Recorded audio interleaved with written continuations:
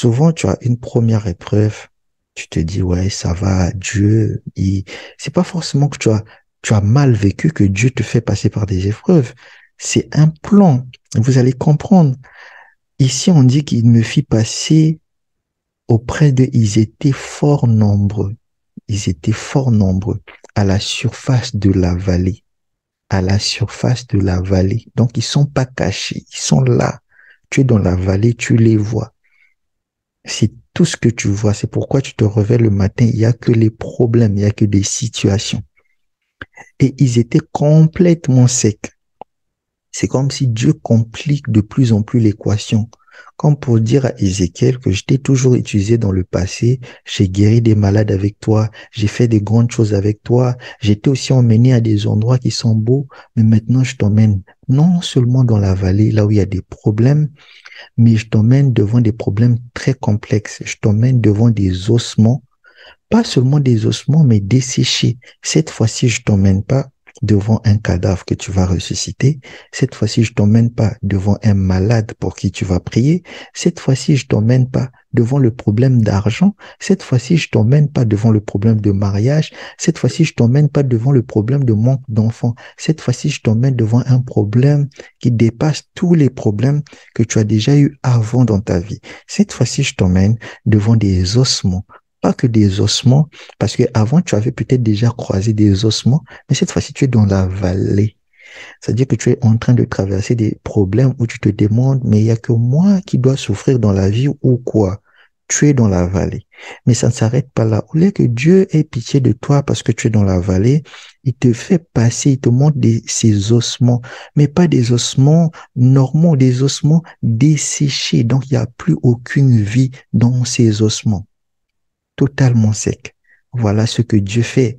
Des fois, lorsqu'il te conduit en esprit, sache qu'il va pas forcément te conduire là où toi tu veux, là où tu te sens dans un bon confort, là où tu es à l'aise, là où tu sens que oui, Dieu m'aime, il t'aime toujours, mais à des moments, il va te conduire dans une vallée, là où il y a des ossements desséchés, secs.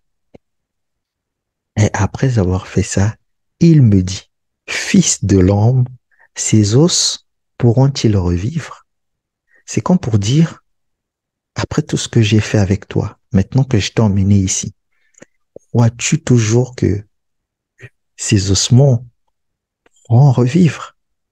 Parce que tu as cru en moi avant pour faire tel miracle. Tu as cru en moi pour quitter du mal, pour vaincre un certain péché. Tu as cru en moi pour te débarrasser du mensonge. Tu as cru en moi pour laisser la vie de l'adultère. Tu as cru en moi pour laisser le vol.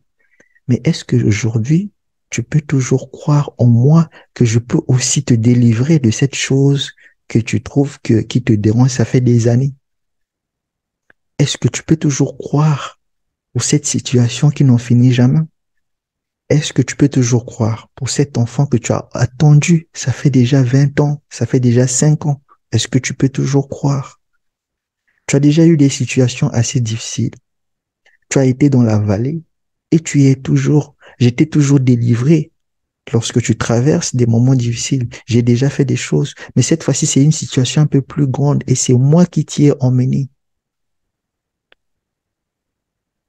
Ces os pourront-ils revivre?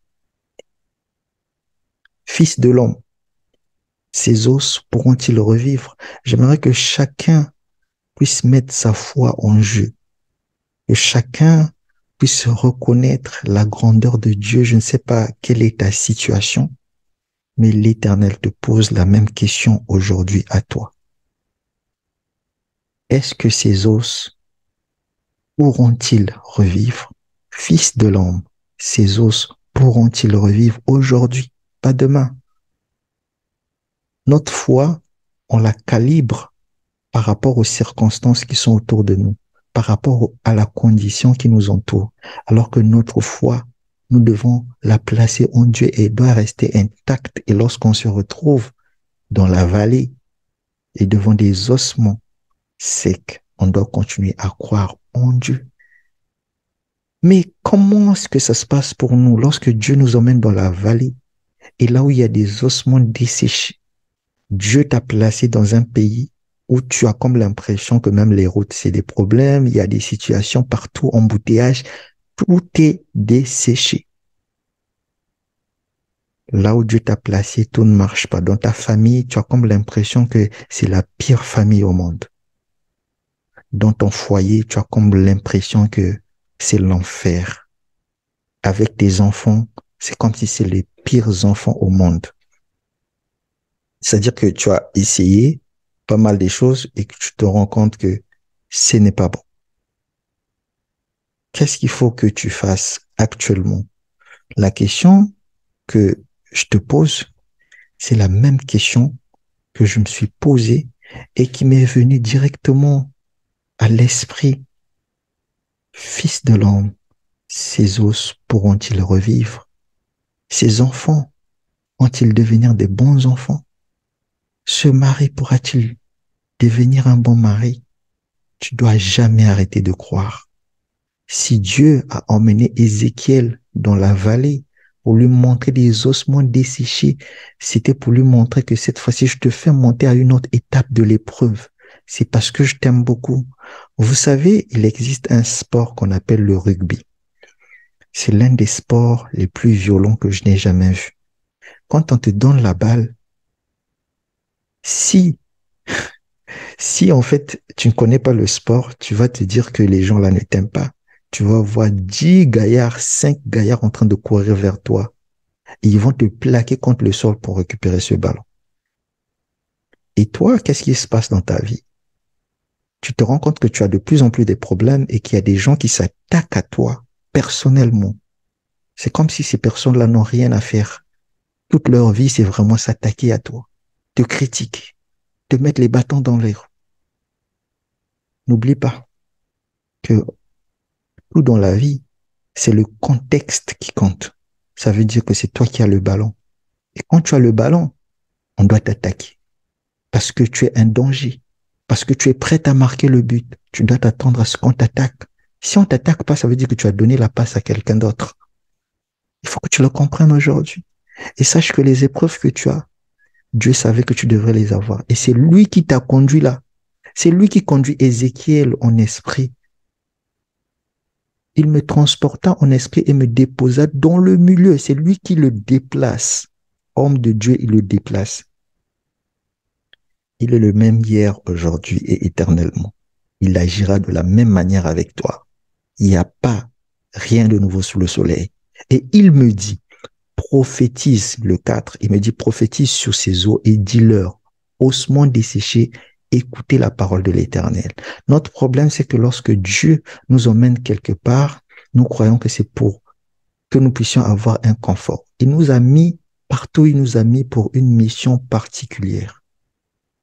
Et si nous ne respectons pas cette mission, nous faisons en sorte que le plan de Dieu ne se réalise pas. Là où il t'a mis, c'est pour que tu prophétises sur ces ossements desséchés. C'est pour que tu prophétises grâce à la parole de l'Éternel, que tu dises quelque chose de positif.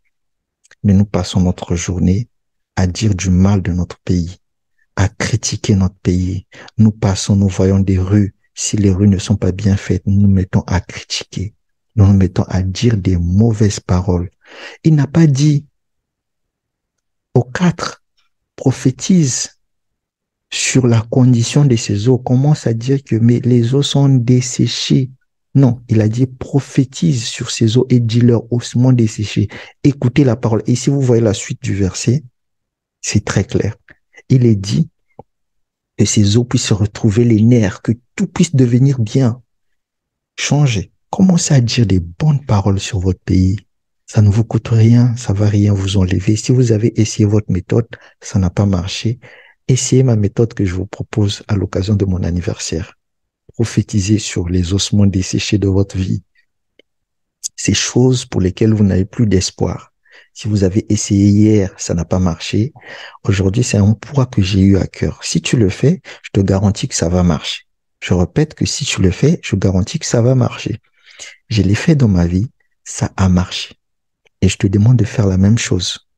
Il y a quelque temps, j'étais passé par des situations assez compliquées que j'aurai le temps de vous annoncer, de vous raconter, mais j'ai appliqué Il suffit pour vous de prononcer, de changer la manière de voir et de croire en lui, quelle que soit la situation, quelle que soit la vallée, combien elle est profonde, combien elle est recouverte d'ossements desséchés. Crois toujours qu'il peut agir et il finira par agir. Il agira, il est fidèle. Il t'a emmené là pour un but. C'est pour que tu prophétises. Et quand on dit que tu dois prophétiser, tu dois être la solution pour le monde dans lequel Dieu t'a placé. Pas un poids, pas une personne qui se plaint, qui dit des mauvaises paroles. Et lorsque tu dis des mauvaises paroles, non seulement tu es en train de maudire, mais tu ne permets pas aux anges de Dieu de travailler. C'est-à-dire que tu es en train d'attirer plutôt des démons vers toi. C'est ça. J'espère que ce message vous a aidé à l'occasion de mon anniversaire. Prenez soin de vous surtout. Chaque jour est une vie et prophétisez sur les ossements desséchés de votre vie. Ciao, ciao. C'était votre coach L. On se retrouve très bientôt et surtout, soyez forts et gardez la foi.